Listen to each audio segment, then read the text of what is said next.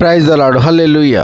ప్రతి ఉదయం వేకువనే లేచి దేవుని వాగ్దానములు వినిచున్న మీ అందరికీ నా హృదయపూర్వక వందనములు తెలియజేస్తున్నాను.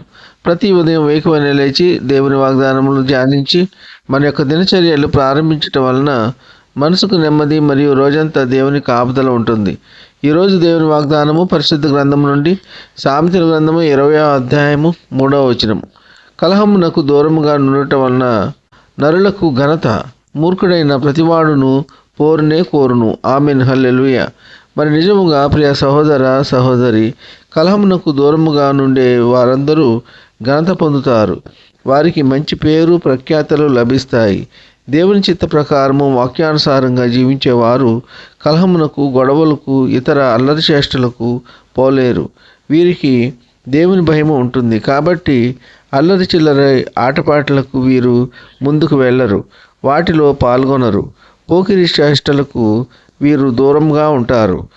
మరి నిజంగా ప్రియ సహోదర సహోదరి, కలహము, జగడములు, అల్లర్లు జరుగుతున్న ప్రాంతంలో పిల్లలను వెళ్ళనీయకూడదు. వారిని ఎలాగైనా మందలించి ఆ ప్రదేశాలు పిల్లలను వెళ్ళనివ్వకూడదు. ఎందుచేతనగా అక్కడ దుష్టులు ఉంటారు, దుర్మార్గులు ఉంటారు, హంతకులు ఉంటారు, దొంగలు ఉంటారు, త్రాగుబోతులు ఉంటారు. కావున ప్రియ సహోదర సహోదరి, తల్లిదండ్రులైన వారు పిల్లల విషయంలో చాలా జాగ్రత్తగా ఉండాలి. ఏమాత్రం అప్రమత్తంగా ఉన్నా లోకానుసారంగా జీవిస్తారు. దేవుని భయము ఉండదు, తల్లిదండ్రుల భయము ఉండదు, విచ్చలవిడిగా తయారవుతారు.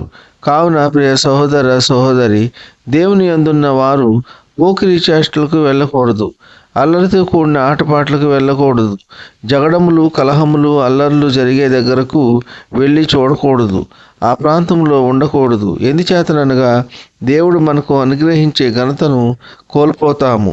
మూర్ఖుడు అనగా దేవుని భయం లేని వాడు త్వరగా కోపపడతాడు. నిరంతరము ఏదో ఒక అల్లరి గొడవ, లేనిదే నిద్రపోడు. ఇటువంటి వారు దేవుని భయం లేనివారు, దేవుని నమ్మని వారు, అజ్ఞానులు, లోకానుసారంగా జీవించేవారు, కఠినాత్ములు, దుర్మార్గులు, ఇటువంటి వారు మూర్ఖులుగా ఎంచబడతారు.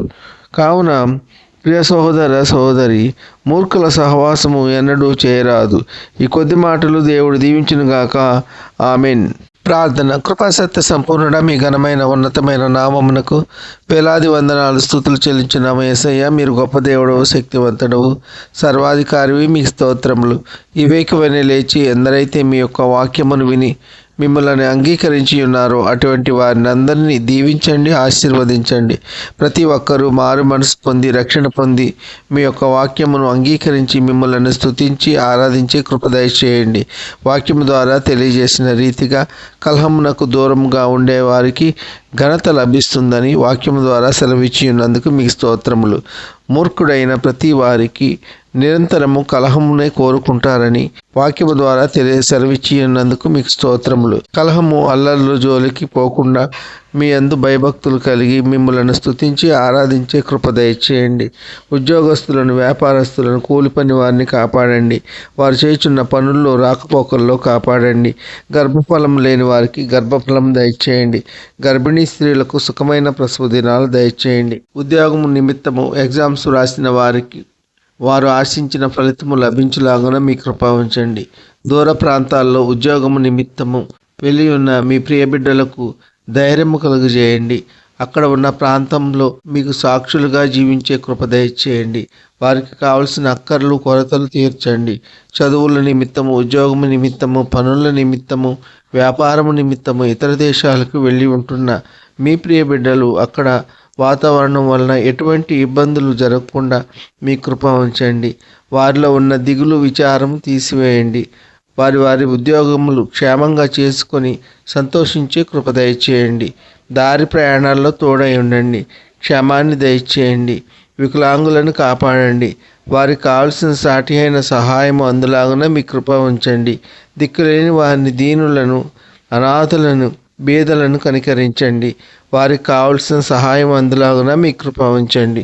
ఈ కొద్ది మనవులు ప్రభు అయిన యేసుక్రీస్తు పేరు వేడుకుంటున్నాము తండ్రి. ఆమెన్. విన్న వాక్యము దీవెనకరంగా ఉన్నట్లయితే లైక్ చేయండి, షేర్ చేయండి, సబ్స్క్రైబ్ చేసుకోండి. మీ సహోదరుడు Kola Daniel. God bless you.